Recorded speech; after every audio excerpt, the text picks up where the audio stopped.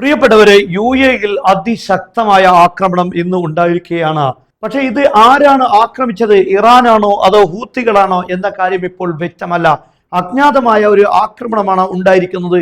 പക്ഷെ ആക്രമണം ഉണ്ടായത് അമേരിക്കയുടെ ഏറ്റവും പ്രധാനപ്പെട്ട കേന്ദ്രമെന്ന് പറയാം, യുഎഇയുടെ ഇൻഡസ്ട്രിയൽ വ്യവസായ സിറ്റി ടൗണിലാണ് ആക്രമണം ഉണ്ടായിരിക്കുന്നത്. ജബൽ അലി എന്നറിയപ്പെടുന്ന പോർട്ടിലാണ് 9ഓളം സ്ഫോടനങ്ങൾ ഉണ്ടായിരിക്കുന്നത്. ഇത് വലിയ രൂപത്തിലുള്ള പ്രത്യാഘാതങ്ങൾ ഉണ്ടാക്കുന്നതാണ്. അമേരിക്കയുടെ വലിയ ഒരു ഇൻവെസ്റ്റും നമുക്കറിയാം ജബൽ അലിയിലുണ്ട്.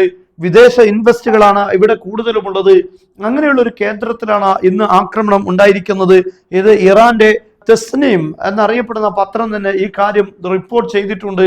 ഈ അടുത്ത കാലങ്ങളിലായി യുഎഇയിൽ കാര്യമായ ആക്രമണങ്ങൾ ഇറാൻ നടത്തിയിരുന്നില്ല. പക്ഷെ ഇതും ഇറാൻ ഔദ്യോഗികമായി ഈ ഒരു ആക്രമണത്തെ ഇറാൻ ഏറ്റെടുത്തിട്ടില്ല. ഇറാൻ അത് അവകാശപ്പെടുകയും ചെയ്തിട്ടില്ല.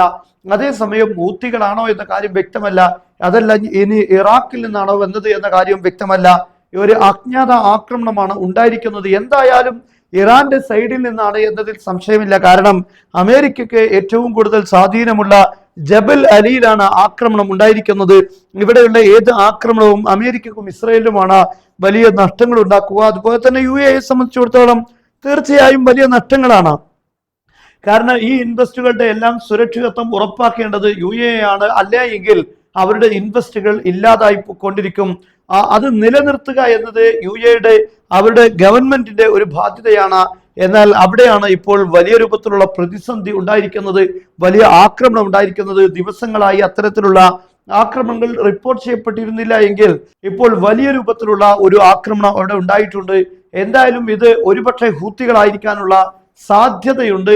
ഇറാനിൽ നിന്നാകാനുള്ള സാധ്യത കുറവാണെങ്കിലും ഇറാന്റെ ബാക്ക് ടീമുകളായിരിക്കും ഇത് എന്നതിൽ സംശയമില്ല.